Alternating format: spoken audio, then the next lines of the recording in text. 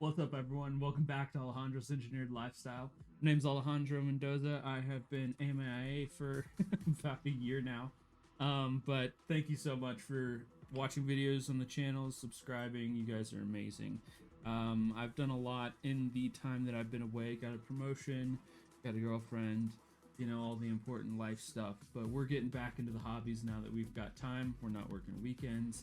We are going to hit this hard, and that is the motorcycle season has begun. I started riding back in February, so I crossed 10,000 miles on the KTM 890, and that is huge news. Going to be walking through how to do that full service soon, as well as a lot of DIYs that are going to help you get started.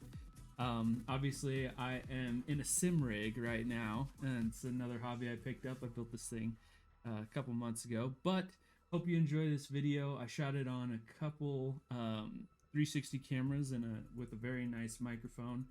Got a new setup there, kind of pushing the quality into this new riding season. So hope you enjoy it. Let me know in the comments. All right, take care, guys.